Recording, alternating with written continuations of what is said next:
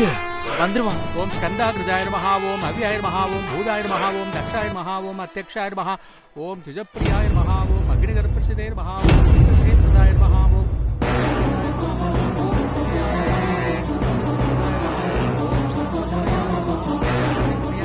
சித்து,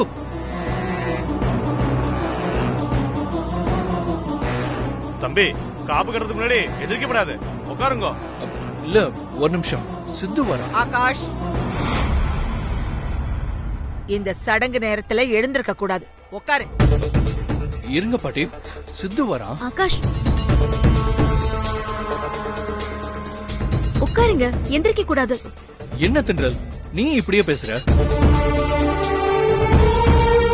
சித்து வரான்ல, அதெல்லாம் ஒண்ணு ஆகாது, நீ பேசாம.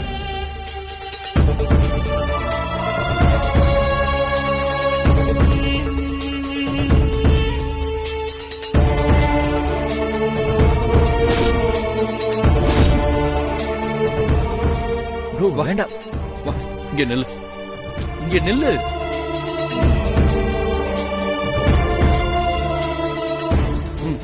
ஆரம்பிக்கலாம். ஓம் சிருஷ்டிகர்த்தரே நமஹ, ஓம் தேவாய நமஹ, ஓம் அநேகார்ச்சிதாய நமஹ, ஓம் சிவாய நமஹ.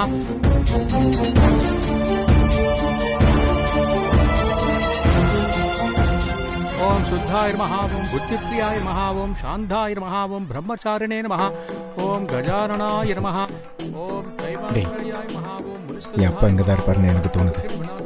கண்டிப்பா அவர் என் அம்மா கிட்ட வந்து பேசுவாரு. அதனால நீ அம்மாவை வாட்ச் பண்ணிட்டே இரு.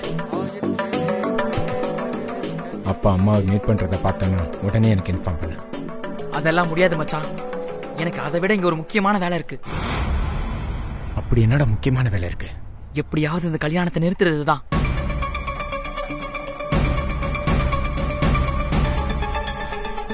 டேய், நான் சொல்றத மட்டும் செய். இந்த கல்யாணத்தை நிறுத்துறேன்னு ஏதாவது பண்ணுன உனக்கு கொன்று. ஓம் சுத்தாய நமஹ, ஓம் புத்திப்ரியாய நமஹ, ஓம் சாந்தாய நமஹ, ஓம் பிரம்மச்சாரிணே நமஹ, ஓம் கஜானனாய நமஹ, ஓம் தைவாத்ரயாய நமஹ, ஓம் முனிசுத்தாய நமஹ, ஓம் பக்தவிக்ன விநாசகாய நமஹ.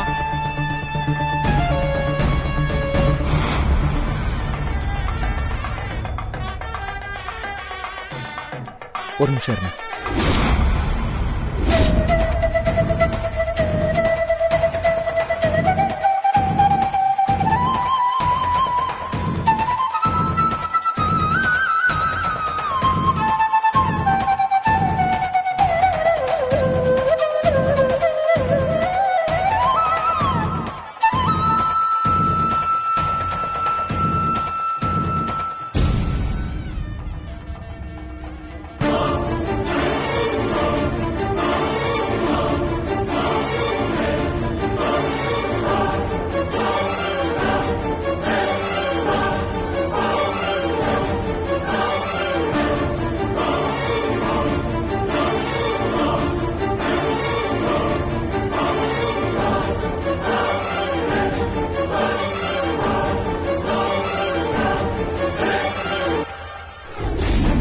உங்களை பத்தி நான் சொல்ல வேண்டிய எந்த உண்மையும் அவளுக்கு இன்னும் தெரியாதுல்ல. தென்றல் கழுத்துல தாலி ஏறதுக்கு முன்னாடி அவகிட்ட நான் உங்களை பத்தின எல்லா உண்மையும் நிச்சயம் சொல்லுவேன்.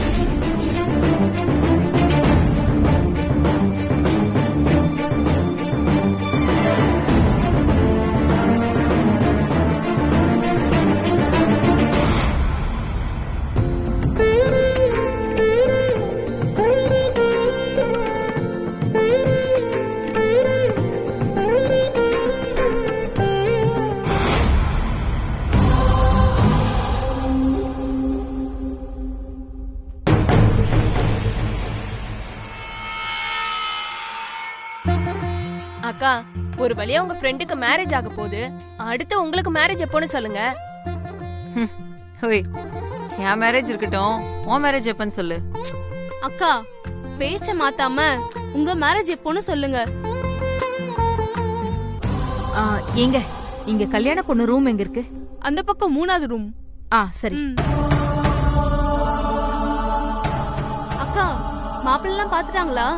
அதெல்லாம் இன்னும் பாக்கலடி. ரொம்ப வருத்தமா சொல்ற மாதிரி இருக்கே.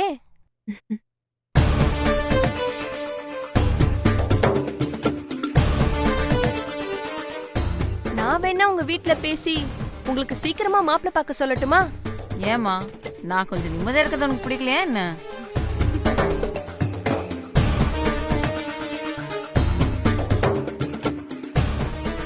அப்போ கல்யாணம் நடந்தா நம்ம நிம்மதியெல்லாம் போயிடுமா?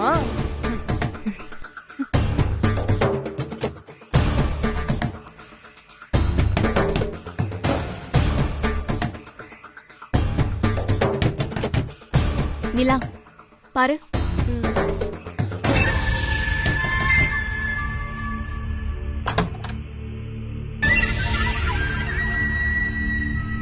வாங்க ஆண்டி.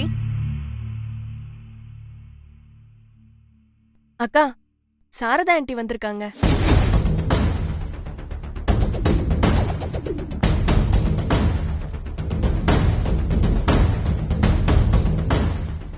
உள்ள வாங்க ஆண்டி.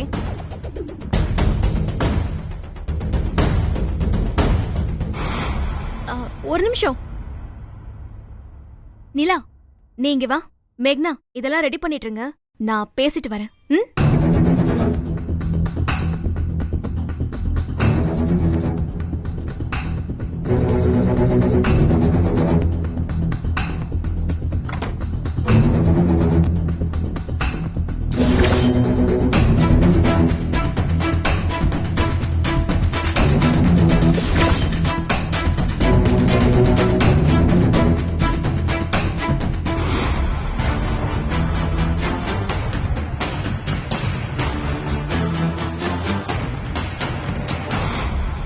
ஒரு நிமிஷம். இப்ப எதுக்காக இங்க வந்திருக்கீங்க? நீங்க வந்தது மட்டும் இல்லாம தைரியமா உங்க பையனையும் கூப்பிட்டு வந்திருக்கீங்க.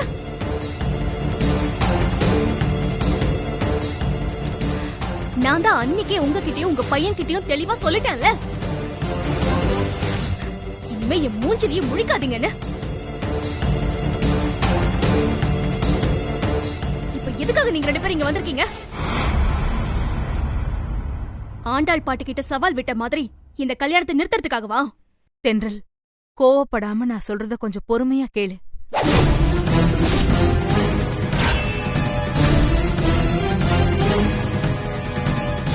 நீங்க சொல்றத கேட்கறதுக்கு நான் தயாரா இல்ல. மண்டபமாச்சேன்னு பாக்குறேன். அனாவசியமா என்ன கோவப்படுத்தாம மரியாதையா உங்க பையனை கூட்டிட்டு இப்பவே இங்க இருந்து கிளம்பிடுங்க.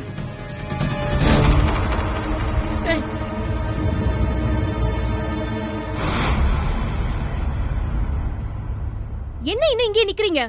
கிளம்புங்க. உன் வாழ்க்கையை காப்பாத்ததாமா நான் இங்க வந்திருக்கேன். தயவு செஞ்சு நீ என்ன பேச விடு. வேண்டாம்.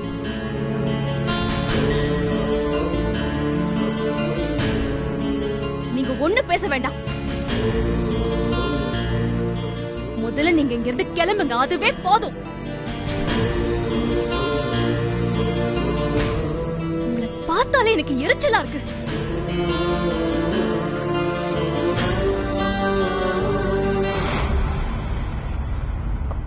தென்றல், நீ என்னை எப்படி வேணாலும் திட்டிக்க. ஆனா நான் சொல்ல வர உண்மையை மட்டும் கொஞ்சம் பொறுமையா கேளு.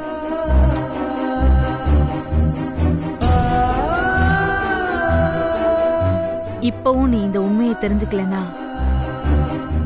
உன் வாழ்க்கையை என்னால மட்டும் இல்ல, வேற யாராலையுமே காப்பாத்த முடியாது. ஐயோ போதும்.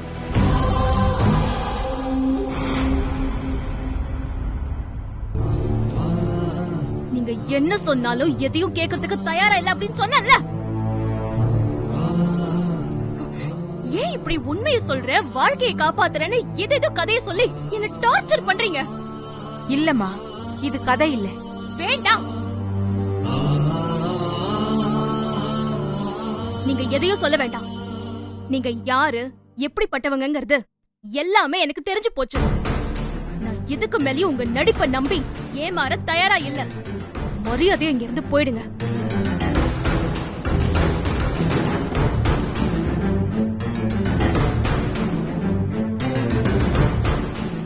இங்க பாருங்க, இன்னொரு முறை நீங்க இப்படி வந்து என்ன டிஸ்டர்ப் பண்ணீங்கன்னு வெச்சுக்கோங்க,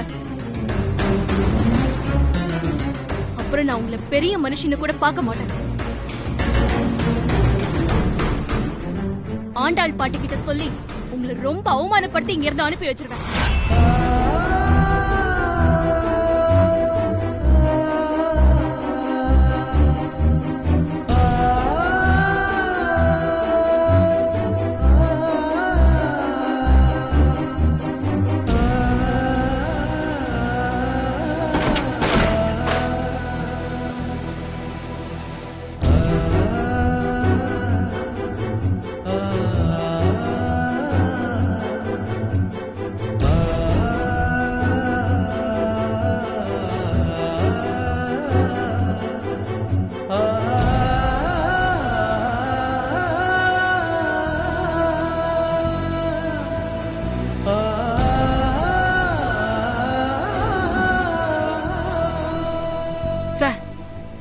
என்ன இந்த தென்றலு சாரதாமாவை இப்படிலாம் அவமானப்படுத்துறா?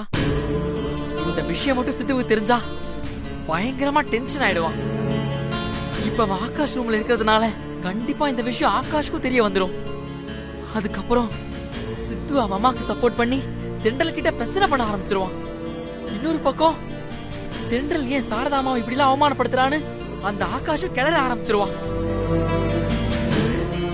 அது மூலமா சித்து தென்றல் லவ் பண்ற விஷயம் ஆகாஷ்க்கு மட்டும் இல்ல, இங்க இருக்கிற எல்லாருக்கும் தெரிய வந்து ஆட்டோமேட்டிக்கா இந்த கல்யாணம் நின்றும்.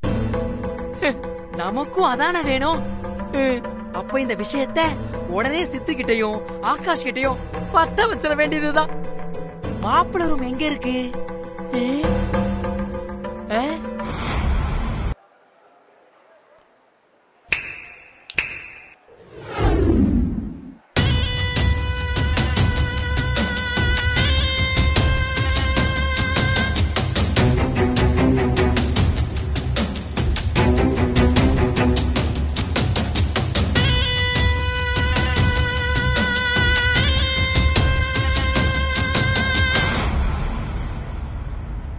இந்த அவமானம் எல்லாம் உனக்கு தேவையா?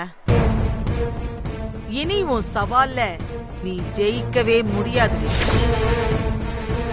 அதனால ஒழுங்கா மூட்டை முடிச்செல்லாம் கட்டிக்கிட்டு ஊருக்கு போற வேலையை பாரு.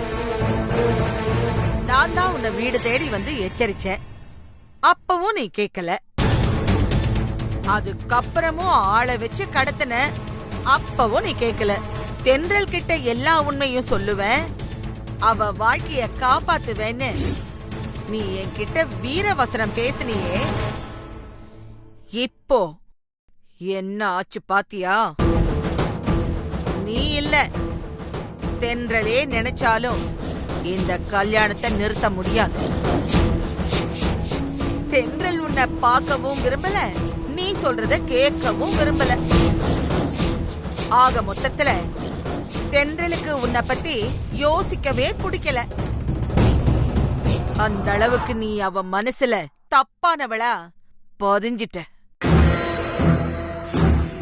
தென்றல் யார்கிட்டயும் இவ்வளவு கோபப்பட்டு நான் பார்த்ததே இல்ல. முதல் முறையா அவகிட்ட நீதான் இந்த அளவுக்கு அவமானப்பட்டிருக்க. இப்படி ஒரு அவமானத்துக்கு அப்புறமும் தென்றல் கிட்ட நீ எல்லா உண்மையும் சொல்லி இந்த கல்யாணத்தை நிறுத்திட முடியும்னு நம்புறியா? தெரிஞ்சோ தெரியாமலையோ நீதான் என்னுடைய முதல் அடிமையா இருந்த. அதனால பரிதாபப்பட்டு உன்னையும் உன் புள்ளையையும் உயிரோடு விட்டிருக்க. மரியாதையா யாருக்கும் தெரியாம உன் புள்ளைய கூட்டிக்கிட்டு இங்க இருந்து இப்பவே ஓடி போயிடு.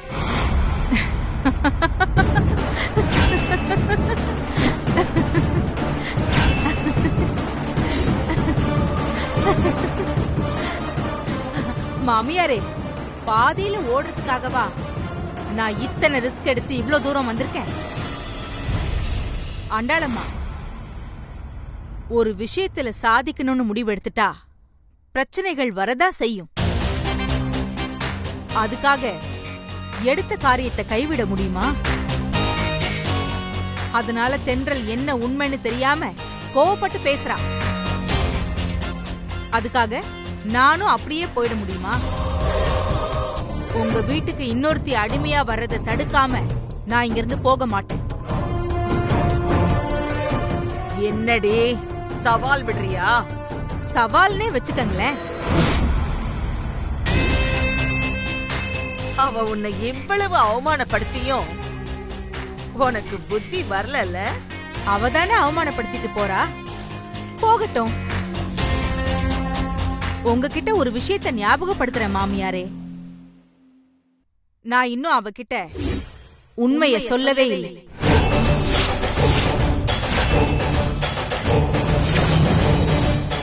சொன்னேன்னு வச்சுக்கங்க, உங்களோட ஆணவம், அகங்காரம், பணத்திமிரு மொத்தமா அடங்கிடும். பரவாயில்லையா? அப்போ இந்த கல்யாணத்தை நிறுத்திடலான்னு உனக்கு இன்னும் நம்பிக்கை இருக்கா? சத்தியமா நம்பிக்கை இருக்கு. எனக்கு தெரிஞ்சு இந்த உலகத்திலேயே இது தாண்டி ஒன்னா நம்பர் அவ நம்பிக்கை. உனக்கு ஒண்ணு சொல்றேன், தென்றல் நீ சொல்ற எதையும் கேட்க தயாராயில்லேன்னு சொல்லிட்டு உன் முகத்துல அடிச்ச மாதிரி பலார்னு கதவை சாத்திட்டு போனாளே, அந்த அவமானத்துக்கு அப்புறமும் உனக்கு இப்படி ஒரு அவநம்பிக்கை வந்திருக்கு, அப்படித்தானே? நான் இந்த விஷயத்துல இறங்கணும்னு முடிவு பண்ணும் போதே இந்த மாதிரி நிறைய அவமானங்களை சந்திக்க வேண்டி வரும்னு யோசிச்சுதான் வந்திருக்கேன். அதனால அவமானத்துக்கு பயந்து என் கொள்கைய மாத்திப்பேன்னு கனவு காணாதீங்க மாமியாரே. இன்னும் எத்தனை அவமானப்பட்டாலும் சரி, தென்றலுக்கு எப்படியாவது உங்களை பத்தின உண்மையை புரிய வச்சு இந்த கல்யாணத்தை நிறுத்தி அவ வாழ்க்கையை உங்ககிட்ட இருந்து காப்பாத்தியே தீருவேன்.